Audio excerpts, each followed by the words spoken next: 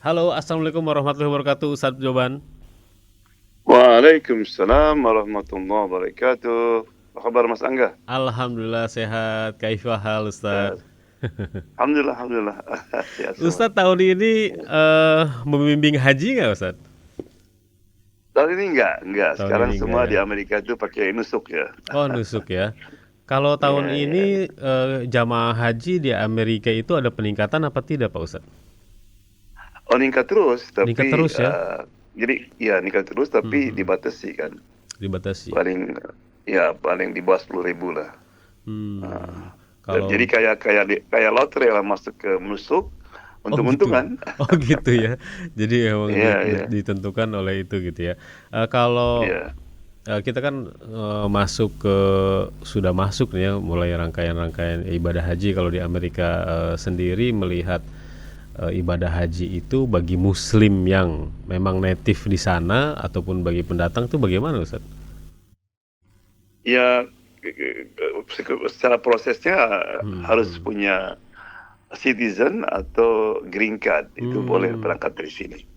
Itu kan Anda untuk Eropa, Australia, dan Amerika itu jadi individual haji itu. Individual, iya iya iya. Punya, iya, jadi yang nanti yang nyambutnya diambil di apa company di mana di Di Saudi. Saudi.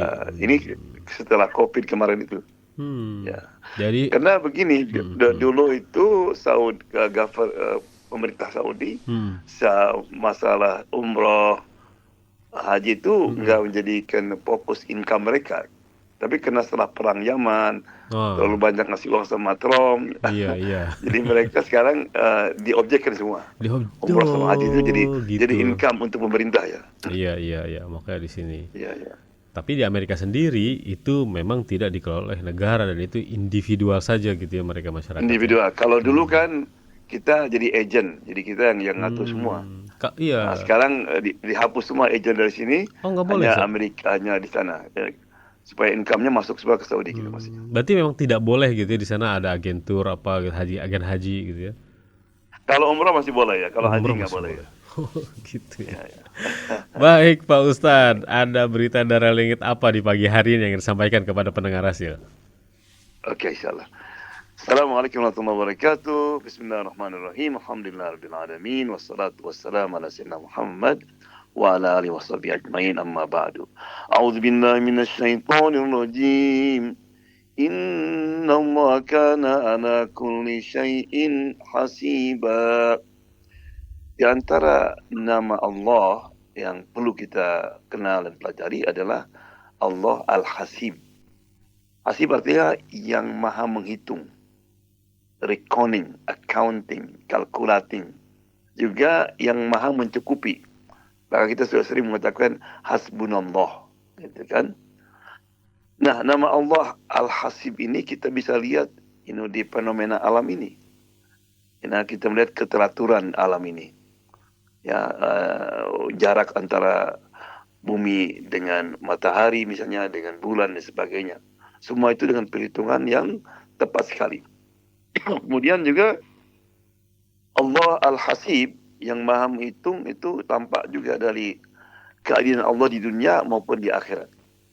Allah tidak akan membiarkan orang yang berdolim itu semena-mena. Meskipun Allah Subhanahu wa taala yang menentukan kapan Allah hancurkannya. Itu sunatullah itu. Ya. Jadi misalnya orang orang seperti Firaun, seperti Hamas, bahkan sampai sekarang ada ini. Orang kadang-kadang nggak sabar kapan mereka akan hancurkan. Ya, demikian juga Allah SWT Al-Hasib itu berarti setiap perbuatan kita, baik itu yang kecil yang besar, itu semua diperhitungkan, dicatat. Ya, oleh karena itu maka nanti hari kiamat banyak orang-orang yang shock, kaget. Malihadal kitab la yughadiru saghiratan wala kabira. What book is it? Buku apa ini? Semua ada di situ. Right? Atau juga kita kadang-kadang tidak sadar. Kita ngatung ke jempol misalnya di video, di Facebook. Right? Kita anggap kecil. Itu kalau kita kasih jempol sesuatu perbuatan yang tidak baik, dolim, kita termasuk nanti. Saya catat semuanya. Nah, apa faedahnya kalau kita mengenal bahwa nama Allah itu Al-Hasib? Ya. Yang pertama akan memberikan dampak dari ibadah. Orang kalau tahu Allah itu memperhitungkan semuanya, pasti dia salatnya ikhlas. Karena Allah Maha mengetahui apa yang dirahasiakan dan apa yang kita tampakkan. Maka tidak mungkin orang yang tahu Allah Hasib akan salat ke mertua misalnya, ya, dan sebagainya. Demikian juga dampaknya dalam muamalah. Pasti dia akan teliti, akan jujur dia. Karena gimana dia bisa menipu Allah Subhanahu wa taala? Semuanya akan diperhitungkan nanti. Demikian juga dalam keadaan dia terkena musibah, bala, dia akan kembali kepada Allah Subhanahu wa taala. Kayaknya hanya Hasib yang bisa menyelesaikan apa yang kita hadapi. Demikian juga dalam kita berdakwah. Orang yang tahu Allah itu Hasib, dia akan sabar dan akan tetap tidak, meskipun mungkin belum melihat hasilnya. Nabi Nuh alaihissalam, Nabi Yunus alaihissalam, Allah kasih contoh di dalam Quran. Ya. Nah, apa buah yang bisa dihasilkan kalau orang mengenal Allah itu Al-Hasib? Yang pertama, dia akan dalam bahasa Arabnya punya muraqabah dengan Allah. Mawas diri. Artinya dia akan sadar bahwa dia itu lagi diawasi. Kayak kita misalnya orang kerja di kantor, the bosnya itu ngawasin terus. Pasti kerjanya dia rapi, beres. Right? Oleh karena itu, Amirul Mukminin pernah memberikan pengumuman, ya, dilarang orang mencampur air susu dengan air biasa. Jadi banyak orang merasa tertipu. Ini banyak airnya katanya. Nah, Umar bin Khattab itu suka meronda. Malam-malam dia ngecek rakyatnya. Suatu hari dia lewat di sebuah rumah, dia mendengar dialog antara seorang ibu dan anaknya, anak gadis.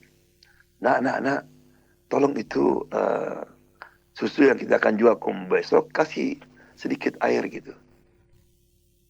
Kata anak itu, mama nggak dengar.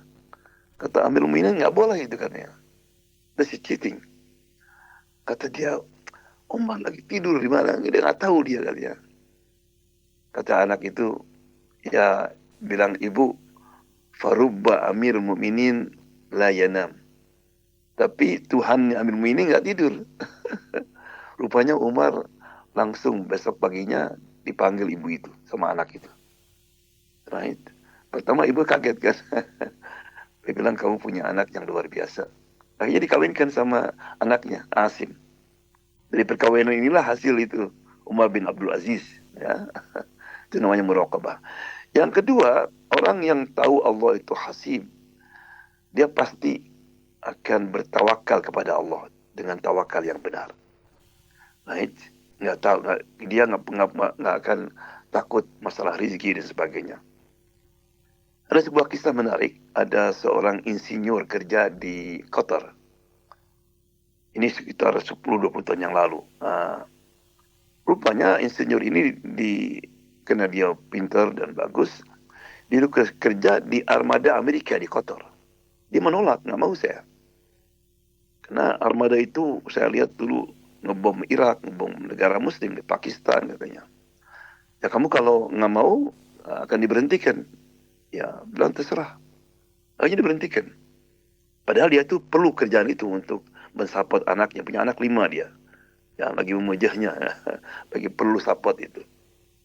Udah pulang. Tapi subhanallah. Kurang daripada sebulan. Right? Dia dapat kerjaan di Masjid Haram. Begitu Masjid Haram ingin membuat tempat sa'i di atas untuk roda itu. Nah itu dia termasuk. Subhanallah. Dibilang dia digaji di Qatar dulu hanya 5.000 rial. Sekarang 15.000, mungkin sekarang sudah lebih lah itu. 15.000. Dia sujud kepada Allah SWT dan bersyukur. Sekarang bukan saja gajinya lebih, right? Juga 5 waktu bisa salat di Masjid Haram. Bayangkan coba. 100.000 itu pahalanya, ya. Subhanallah. Dia bilang betul kata hadis Nabi, man taraka sya'nillah awadullahu khairan minhu. Barang siapa orang meninggalkan sesuatu karena Allah, give up something for Allah SWT, Allah akan gantikan dengan yang lebih bagus lagi. Ya, hidup ini kadang-kadang choice, kita milih.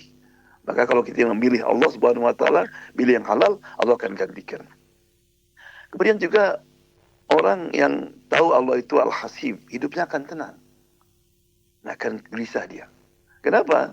Kalau dia didolimi, dia nggak bisa balas, dia tahu nanti ada hari yang akan Allah menentukan, akan memanggil orang yang dolim itu.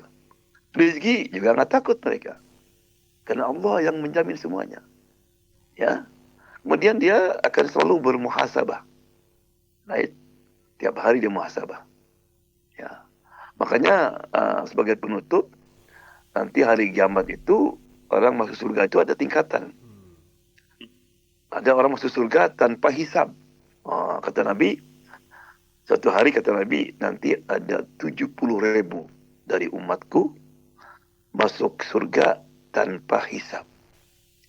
Salah sahabat bernama Ukasha, ya Allah, ya Rasulullah, tolong doakan saya termasuk dari yang 70 itu. Kata Nabi, kamu juga katanya. Saya juga orang lain sahabat bilang itu lihat kan, terlambat katanya. Nah, Nabi merasa sedikit, ya Allah, sahabat aja di waktu khutbah di Arafat itu sekitar 124.000. Ya Allah, 70.000 gimana? Maka Rasulullah minta kepada Allah. Kata Allah, setiap satu orang dari 70.000 itu, dia akan memberikan sahabat kepada 70 di antara mereka. Jadi bayangkan coba, 70 ya kali 70.000, berapa itu?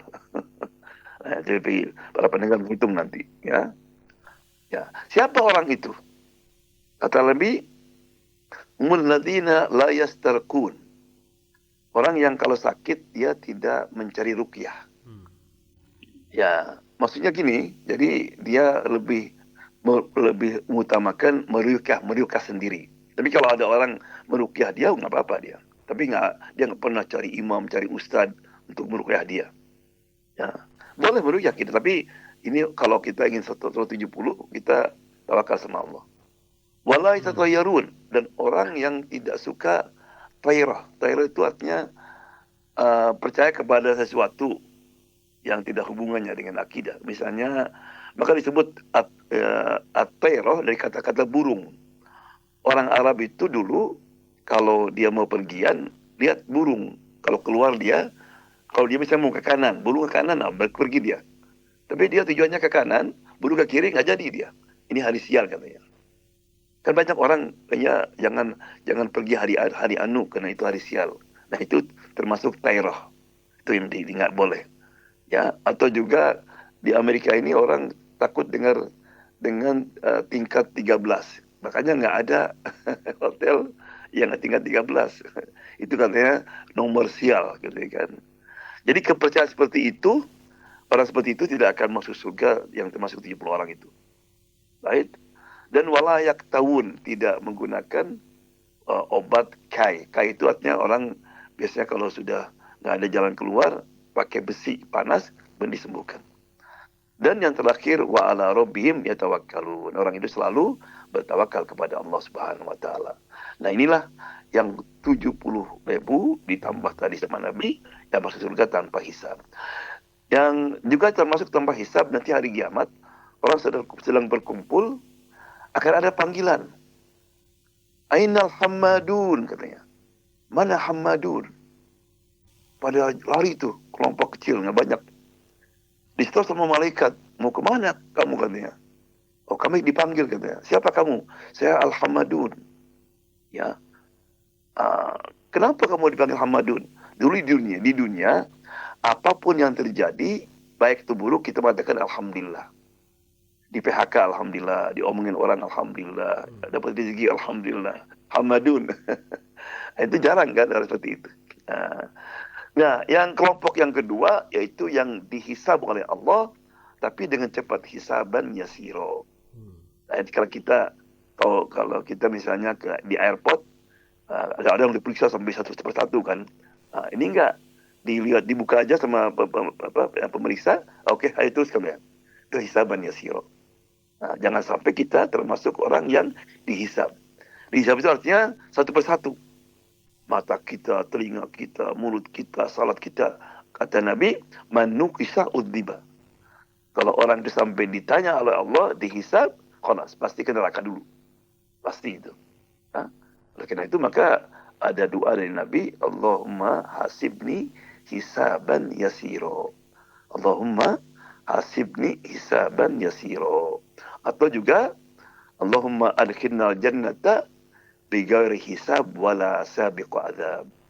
Allah, masukkanlah aku ke dalam surga tanpa hisab dan tanpa didahului dengan siksaan, ya. Jadi mudah-mudahan ya kita bisa mendalami nama Al-Hasib ini, kemudian kita sering bermuhasabah agar supaya nggak dihisab nanti, dan juga kita minta sama Allah SWT, berdoa kepada Allah, ya Allah, masukkanlah kami ke surga tanpa hisab, ya. Jazakallah khair. Baik Ustadz, Masya Allah. Ini semoga memberikan pencerahan untuk para pendengar. Insya Allah kita jumpa lagi pekan depan ya Ustadz ya. Semoga Ustadz selalu sehat. Assalamualaikum warahmatullahi wabarakatuh. Waalaikumsalam warahmatullahi wabarakatuh.